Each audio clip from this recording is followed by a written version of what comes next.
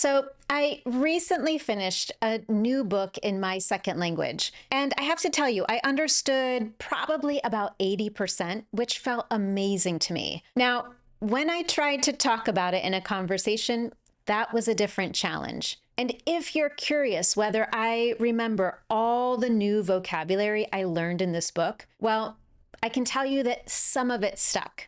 I remember quite a few of the words that I learned while using the right strategies while reading, but other times I was kind of just reading for fun. If you've ever read a book in English and felt proud of how much you understood, but then struggled to talk about it, I know exactly what you mean. And I don't want you to worry. It's not that reading in English isn't helpful. It's just that reading alone isn't enough if your goal is to use reading to improve your spoken fluency. And the reason is that reading is a passive activity that doesn't lead to active speaking unless you've got the right strategies. And here's the thing.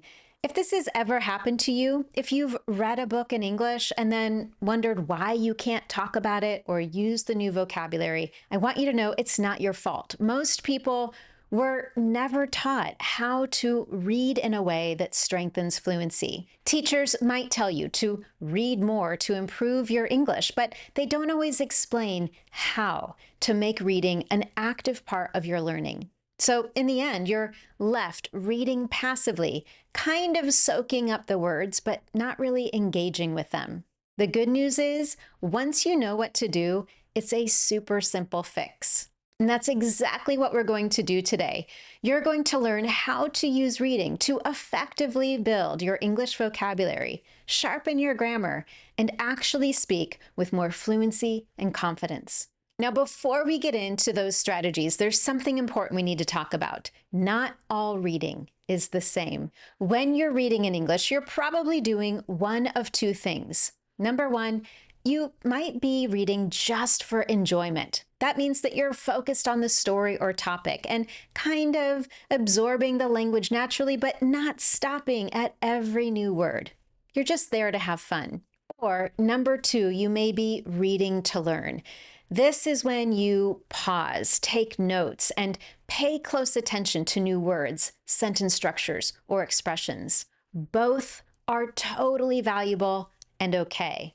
Sometimes you just want to enjoy a book without stopping every few sentences to analyze grammar, and that's totally fine. It is so cool to read a book in another language and just have fun with it. Now, other times you may want to be more intentional, taking time to engage with new vocabulary, recognizing patterns, and thinking about how you could use what you're reading in an English conversation. And the best part is, these don't have to be separate. Sometimes learning happens even when you're reading just for fun. And other times, a book you love can be a wonderful tool for learning if you know how to use it the right way.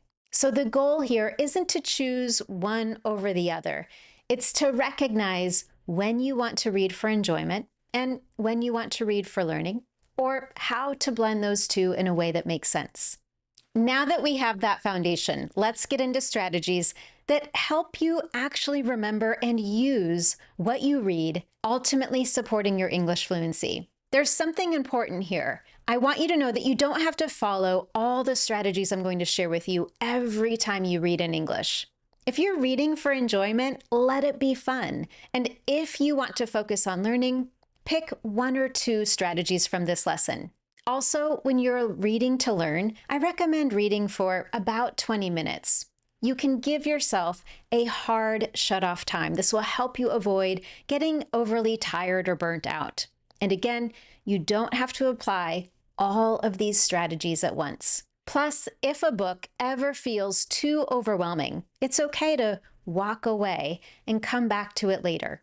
The goal is not to turn reading into some kind of stressful study session. It's to engage with English in a way that helps you grow. Equally important is choosing the right material. The best reading material for fluency is a book that is not too easy and not too hard. If it's too easy, you're just rushing through the words that you already know. And if it's too hard, ultimately you'll feel frustrated and overwhelmed. probably stopping way too often to look things up in a dictionary. The sweet spot is to understand about 75% of what you're reading so that you're challenged by the remaining 25%.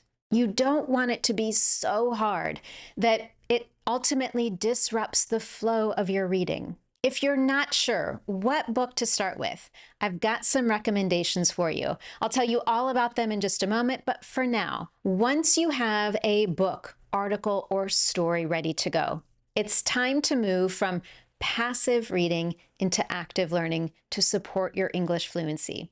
So let's talk about how to do that step by step. First, when you read a new word, don't rush to look it up in the dictionary. Instead, I want you to challenge yourself. I want you to use context clues first. This means that you look at the whole sentence and look at the words around the new word. Do those words give you any hints about the meaning? Does it help you determine whether the word has a negative or positive meaning? Is it an action of some kind or a description? I want you to guess first and then check in a dictionary. The reason is this helps your brain connect strongly to that word and the meaning rather than just memorizing a definition. Plus, if you train yourself to figure out words from context, you're going to get better at understanding English in real conversations without translating word for word in your head. Now, I know that highlighting new words might feel productive. I'm guilty of this as well. But the truth is, if you never go back to review them, you're not going to learn them. So instead, I want you to create a system for taking notes that actually helps you remember what you're reading. So a system that you could use might be to circle any new words, underline useful phrases that you want to use, and maybe draw a star next to grammar structures that you want to study. You're giving yourself a code. And then, instead of just stopping there, I want you to go into a notebook, a journal that you keep, and write down those words, phrases, and sentences. This is moving from a passive activity into an active activity. And it will help you remember the words that you're learning and the structures that you're interested in. It'll also help you remember how these new words are used. As a result, when you go back to review your notes, you're not just looking at random words, you're looking at real examples of how English works. My third recommendation is before starting a new chapter in a book, I want you to take a moment to predict what you think might happen. So you might read the chapter title or the heading and maybe look at the first few sentences and then stop there and ask yourself, what do I think this is going to be about? What do I think is going to happen? This simple habit activates your vocabulary and your memory before you even start reading. It's an opportunity to reuse some vocabulary that you've read in a previous chapter. And then once you're ready to continue, you can ask yourself a few questions. Was your prediction correct? What new words or ideas came up? And could you explain what's happening in your own words? Doing this keeps you engaged and makes reading more interactive as opposed to a passive activity. Now, so far, we've looked at several strategies you can use when you are reading to learn, particularly when you're focused on new vocabulary. But now let's talk about grammar. I'm curious if you ever feel like you know grammar, but struggle to use it naturally. One reason for that is that grammar isn't just about rules, it's about patterns. While reading, I want you to focus on patterns that can help you improve. For example, how do English speakers use time expressions such as yesterday, last week, by next month? How do sentences flow together using language like however, because, and even though? And how are descriptions structured? Think about the way that we use adjectives before nouns, or specific phrases used to make comparisons. If you keep a small notebook to document these patterns, you'll start recognizing them naturally, not just in reading, but in conversations as well. And you'll do it without needing to memorize grammar rules. Now, as we've discussed, reading is fantastic, and we've just highlighted several strategies that will help you learn vocabulary more effectively and grammar as well. But if your goal is to read in order to improve your English fluency, we need to change that input into output. So let's talk about how to use what you read in real English conversations. First, I recommend reading aloud. This is one of the easiest ways to improve fluency because it helps with your pronunciation. It also improves your rhythm and pauses, and it makes you more comfortable speaking English out loud. So if you want to use this approach, here's how to do it. First, start small. Start with just a short passage, a few paragraphs, and record yourself. After you do that, go back and listen to it. Does it sound natural to you? Is there anything that you might want to change? You can always go back and do it again. And this practice is so effective in helping you sharpen pronunciation and your fluency. The more you practice reading out loud, the more confident you'll feel when it's time to speak. Now, if you want to take reading out loud a step further, you could try shadow reading. Here's how it works. You could listen to an audiobook while reading along, and then repeat after the speaker, trying to match their pronunciation and rhythm. When it comes to shadowing, there are 3 different levels. If you're a total beginner at this, I want you to just listen and read along silently. Just get comfortable with the speaker's voice.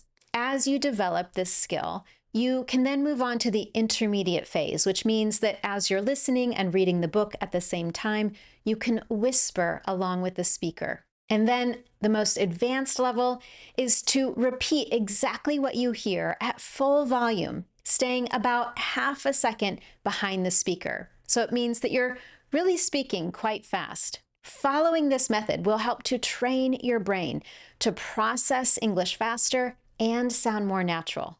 Now, when you're reading to learn, I know that it's tempting to complete your reading activity, maybe write down a few vocabulary words, and then close your book and walk away. But instead of doing that, here's what I want you to do. Take a couple of extra minutes to summarize what you've read and do it in your own words. You can certainly review the vocabulary list that you've started and try to reuse those new vocabulary words in your summary. You could also try explaining the book to a friend. When you're doing this, don't worry about making mistakes. I just want you to focus on getting your ideas out. Again, this is about learning and practicing. This is the phase when mistakes are totally okay. We learn from them, and then we go back, we do it again, and we refine along the way. Following this process forces you to actively use the language, which helps new words and new grammatical structures stick in your mind. And if you want real conversations in English, talk about what you're reading with others. This is the best way to not just learn, but also remember all the new vocabulary and grammar that you've been reading. And here are a few ways that you can do that. Number 1, you could find a conversation partner. And once you have your conversation partner, you could talk about what you're reading or give a short summary. You could also go to a language learning forum online and share an interesting quote or ask a question using some of the vocabulary that you've been reading. If you love acting, you could role play a scene and act out a dialogue in the book.